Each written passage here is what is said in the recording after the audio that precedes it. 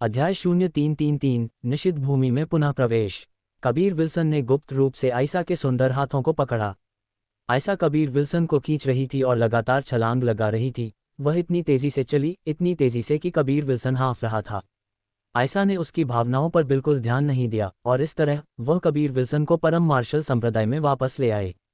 जब कबीर विल्सन को जीतन और अलेक्जेंडर के सामने फेंक दिया गया तो वह पहचानने लायक नहीं रहा। उसके बाल अस्त व्यस्त थे, उसका किमोनो फटा हुआ था और उसका रंग थोड़ा फीका पड़ गया था। मैं इस छोकरे को सुरक्षित ले आई हूँ, आयशा ने ये वाक्य गिराया, फिर गुस्से में चली गई। जीतन और अलेक्जेंडर थोड़ा हैरान थे, उन्हें नहीं पता था कि आयशा क्यों गुस्से में थी। उन्होंने अनुमान लगाया कि कबीर विल्सन ने आयशा को जरूर गुस्सा दिलाया होगा। स्वाभाविक रूप से कबीर विल्सन इस बात से अवगत था कि आयशा क्यों गुस्से में थी। हालांकि वह अभी भी यह नहीं समझ पाया कि वह किस कारण से नाराज थी। क्या यह इसलिए था क्योंकि उसने उसे अपनी दासी के रूप में स्वीकार नहीं किया था? एक बार जब कबीर विल्सन लौटा तो उसे अलेक्जेंडर और जीतन द्वारा एक निजी कमरे में लाया गया था। वे बहुत सतर्क लग रहे थे, यहाँ तक कि परम मार्शल रहस्यमय क्षेत्र में भी। उनकी शक्ल देखकर यह स्पष्ट था कि वे कुछ बहुत ही गोपनीय बात करना चाहते थे। क्या है? जल्दी बोलो, क्या तुम नहीं जानते कि एक रसायनज्ञ का समय बहुत कीमती होता है? कबीर विल्सन ने आलस्य से कहा। वह थोड़ा थका हुआ था, वह अच्छी तरह से आराम करना चाहता था और फिर कुछ पौधे और फूल लगाना चाहता था और कुछ गोलियों को परिष्कृत करना चाहता था। जीत ने उत्तर दिया, युवा मार्शल अंकल, जयंता पहले उस बूढ़े पागल का प्रतिद्वंद्वी हुआ करता था, लेकिन अब उसने मुक्त अमर सागर की स्थापना की है। मुझे चिंता है कि वह कुछ साजिश रच रहा है, इसलिए हम चाहते हैं कि आप जाकर उस बूढ़े पागल से पूछें ताकि हम जयंता के बारे में थोड़ा और जान सकें। मुझे यकीन है कि वह इस मामले में बहुत दिलचस्पी लेंगे। ये सुनकर कि उसे अपने पागल गुरु की तलाश करनी है, कबीर विल्सन को अचानक लगा कि उसका पूरा शरीर एक अकथनीय दर्द में लिपटा हुआ है। पिछली बार जब वह बाहर आया था तो उसने कसम खाई थी कि वह उस जगह पर कभी वापस नहीं आएगा।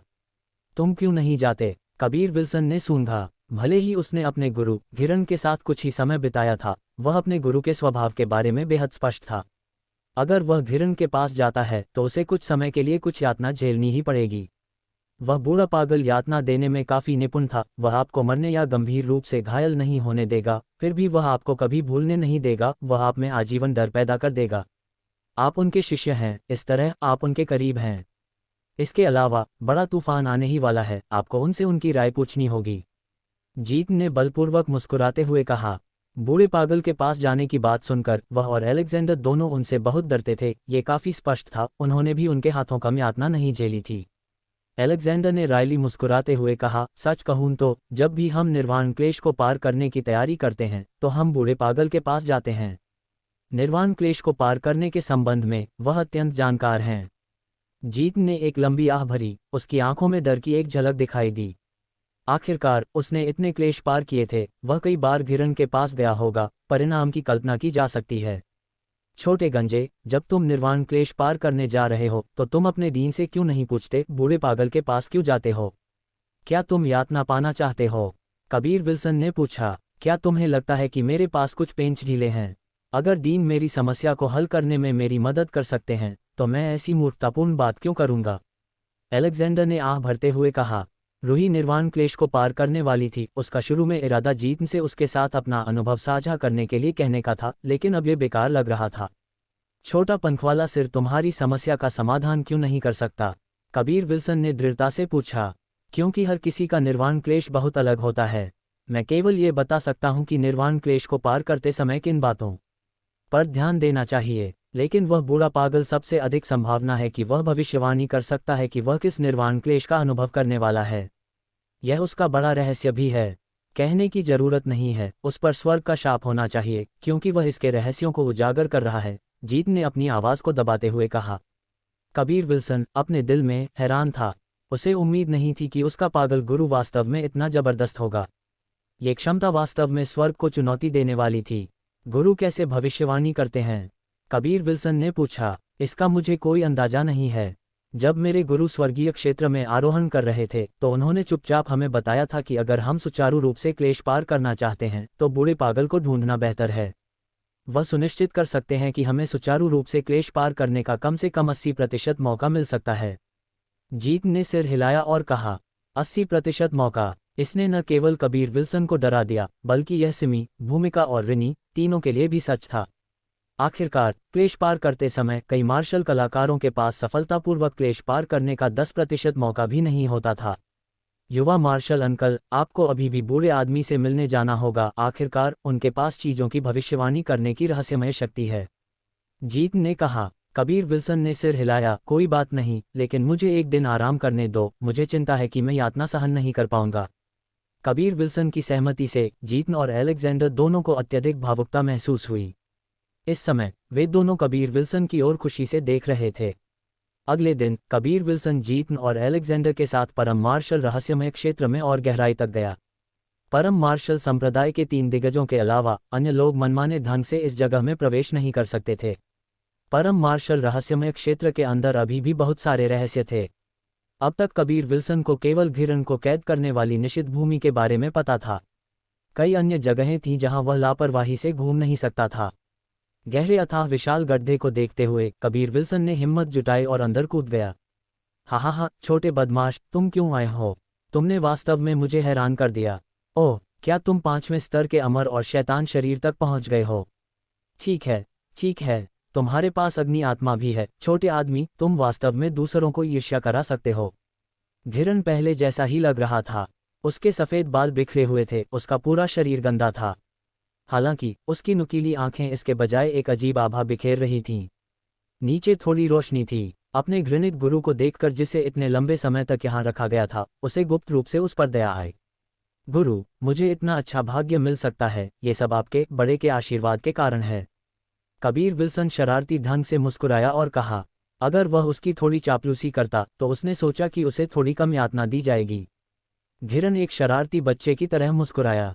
उसकी मुस्कान देखकर कबीर विल्सन हंस नहीं पाया, बल्कि उसे रोने की इच्छा हुई। आओ, तुम्हारे शिक्षक को अच्छी तरह से देखने दो। बोलते समय घिरन के वे दुबले पतले हाथ बिजली की तरह थे, जो कबीर विल्सन के कंधे पर दब गए, जिसके बाद खून को जमा देने वाली चीखों की लहरें आईं। कबीर विल्सन की चीखों को सुनकर जीतन और अलेक्जेंडर के सिर की खाल सिहर उठी। उन्होंने भी एक बार ठीक इसी तरह चिल्लाया था, कहने की जरूरत नहीं है, इतनी बार। कबीर विल्सन को लगा जैसे घिरन उसे सावधानी से टुकड़ा टुकड़ा करके काट रहा हो। उसका शरीर ऐसे था जैसे घिरन के अंदर बहने वाली उस शक्तिशाली सत्य क्यूई द्वारा हर दिशा से निचोड़ा गया हो। बुरा नहीं, तुम छोकरे मेरी उम्मीद से ज्यादा तेजी से बड़े हो। हा, घिरन के उस घिनौने पागलपन भरे हंसी के विस्फोट के साथ आखिरकार कबीर विल्सन की नरक जैसी यातना समाप्त हो गई। इसे लगभग 2 घंटे हो चुके थे। जल्दी उठो, समय बर्बाद मत करो, तुम्हें खेती करनी चाहिए। घिरन ने कबीर विल्सन की कमर पर लात मारी। कबीर विल्सन असहाय रूप से कराह उठा। गुरु, शिष्य चाहकर भी हिल नहीं सकता, अपने शिष्य को थोड़ा आराम करने दो। मैंने ये वाक्य पहले भी कई बार सुना है। तुमने कहा है, तुम्हारे वरिष्ठ भाई ने कहा है, तुम्हारे वरिष्ठ भाई के शिष्यों ने भी यही कहा है। हे, लेकिन अंत में मैं आखिरकार साबित कर सका, उन सभी ने झूठ बोला क्योंकि वे हिल सकते थे।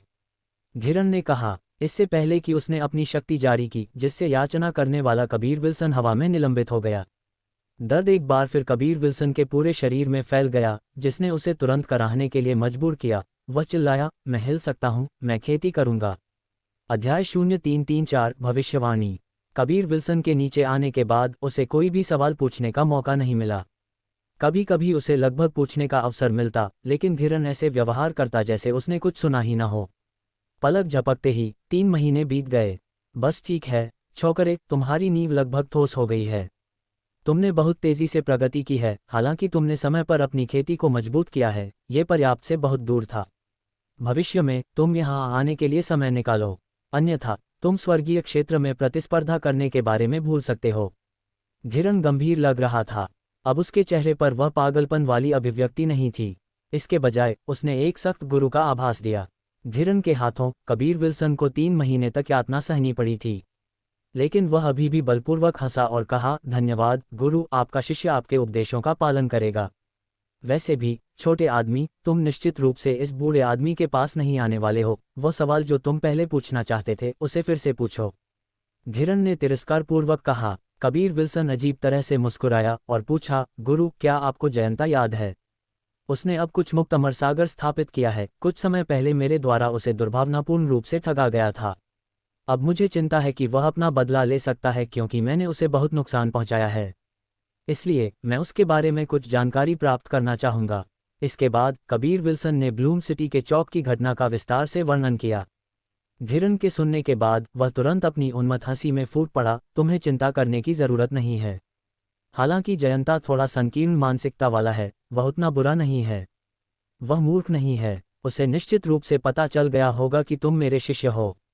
भले ही उस कमीने ने 10,000 कुत्तों के पित उधार लिए हों, उसमें तुम्हारे खिलाफ कोई कार्रवाई करने की हिम्मत नहीं होगी। वह परम मार्शल संप्रदाय पर भी हमला करने की हिम्मत नहीं करेगा।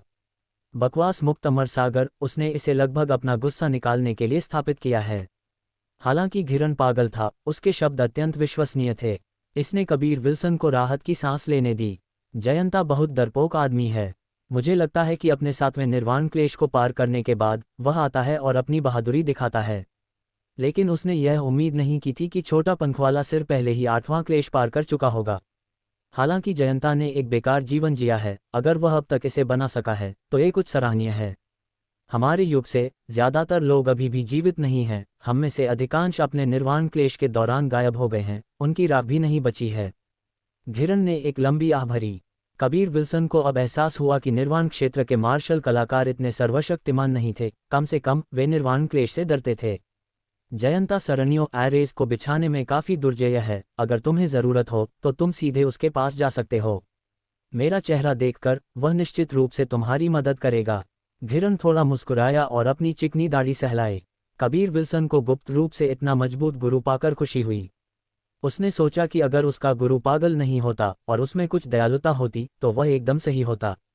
हर बार जब वह नीचे आता तो उसे नरक में उतरने जैसा महसूस नहीं होता।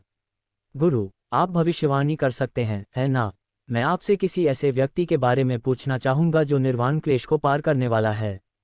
कबीर विल्सन ने पूछा। वह कौन है? उसका नाम रूही है। वह दिव्य शस्त्र स्वर्गीय साम्राज्य की महारानी है। हाँ, इससे पहले इसे दिव्य शस्त्र संप्रदाय कहा जाता था। कबीर विल्सन ने जल्दी से जवाब दिया, घिरन के जवाब का इंतजार करते हुए उसके चेहरे पर प्रत्याशा का भाव लटका हुआ था। घिरन की उन गहरी आंखों से अजीब रोशनी की एक झलक चमकी। उस दिव्य जोड़े की बेटी। अच्छे छोकरे, क्या तुम उससे जुड़े हुए हो? वह निर्वाण क्षेत्र में है। छोकरे, विपरीत लिंग के साथ तुम्हारी किस्मत ने मुझे भी हैरान कर दिया है। तुम्हारे गुरु को? कबीर विल्सन ने रायली मुस्कुराते हुए जवाब दिया, काफ़ी साधारण गुरु। क्या आप उसके माता पिता को जानते हैं? मैं उसके पिता और माता को जानता था। वे मेरे युग के पात्र थे और मुझसे भी मजबूत थे।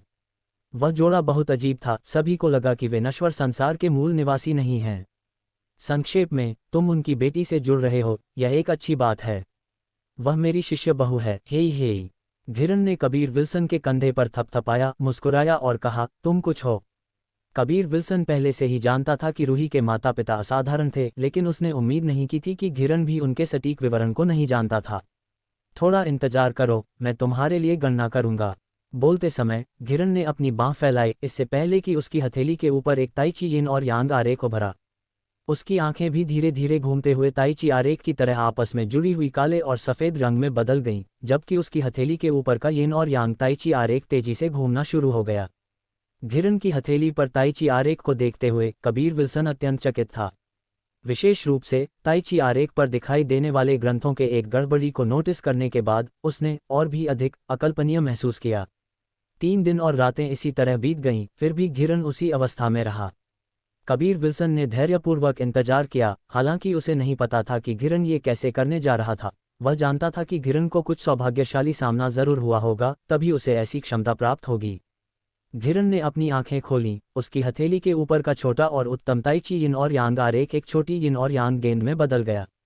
उसने भौहें सिकोड़ी और कहा, उस छोटी लड़की का निर्वाण क्लेश अप्रत्याशित रूप से इतना भयानक है। क्या उसके अंदर कोई शक्तिशाली चीज हो सकती है? कबीर विल्सन ने सिर हिलाया और जवाब दिया, गुरु, उसके पास एक बैंगनी रंग की अग्नि आत्मा है।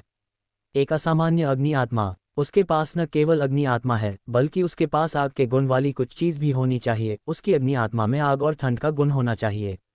घिरन ने कहा, रूही के पास अग्नि आत्मा और वर्मिलियन बर्ड टेंडर थ्रेड दोनों थे, जो दोनों शक्तिशाली चीजें थीं। अब कबीर विल्सन खुद को अपने गुरु की प्रशंसा करने से नहीं रोक पाया। उसे बहुत आश्चर्य हुआ। उसने दोनों का अनुमान लगाया था। कबीर विल्सन ने सिर हिलाया।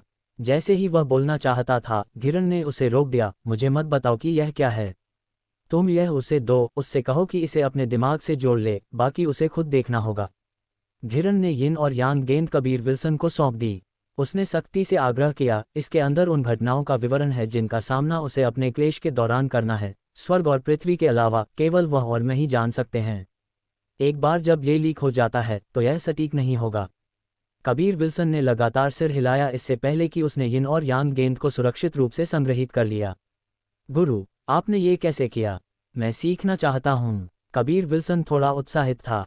परिष्करण सिमुलेशन तकनीक भविष्य की भविष्यवाणी करने के समान थी। हालांकि इसका उपयोग अल्केमिकल भट्टी में भविष्य की घटनाओं की भविष्यवाणी करने के लिए किया जाता था, न कि दुनिया की भविष्य की घटनाओं की भविष्यवाणी करने के लिए। घिरन ने सिर हिलाया, तुम इसे नहीं सीख सकते, अन्यथा तुम मर जाओगे। हालांकि यिन और यांग दिव्य नस का धारक इस गुप्त विधि को सीख सकता है, साधारण लोगों के पास कीमत के रूप में देने के लिए जीवन नहीं होता है। ये तकनीक इसके उपयोगकर्ता के जीवन को छोटा कर देगी, लेकिन तुम्हारा गुरु होने के नाते वह मर नहीं सकता, वह निडर है। कबीर विल्सन एक पल के लिए हैरान था। उसे अचानक लगा कि उसका शिक्षक एक रहस्यमय व्यक्ति है। अप्रत्याशित रूप से वह मर नहीं सकता। छोकरे, क्या तुम्हारे पास अभी भी कुछ सवाल हैं? घिरन ने उसके सिर पर थपथपाया और थोड़ा मुस्कुराया। हाँ, मैं पूछना चाहता हूँ कि बड़ा तूफान कब आने वाला है? साथ ही इसके बारे में आपकी क्या राय है? बड़ा तूफान 3 क्षेत्रों की महान लड़ाई थी। वह भी इस बारे में बहुत चिंतित था। जब कबीर विल्सन ने ये पूछना शुरू किया तो घिरन की भौहें कसकर जुड़ गईं। बहुत देर तक उसने कुछ नहीं कहा, वह गंभीर लग रहा था। घिरन गरिमा में था, उसमें एक पागल की उपस्थिति नहीं थी जो स्पष्ट रूप से इंगित करता था कि वह जो कहने और करने जा रहा था वह अनिवार्य था। कबीर विल्सन ने भी आग्रह नहीं किया बल्कि धैर्यपूर्वक इंतजार किया। चूंकि तुमने काला कछुआ अडामेंटाइल कवच प्राप्त कर लिया है तो तुम्हें उस जगह जाने की क्षमता होनी चाहिए ताकि कुछ इसी तरह की चीज़ मिल सके, वह चीज़ तुम्हारे लिए उपयोगी होगी। बोलते समय भगवान जाने कहाँ घिरन के हाथ में कपड़े का एक टुकड़ा दिखाई दिया जिस पर उसने जल्दी से पेंट किया, जिसने जल्द ही एक नक्शे का रूप ले लिया।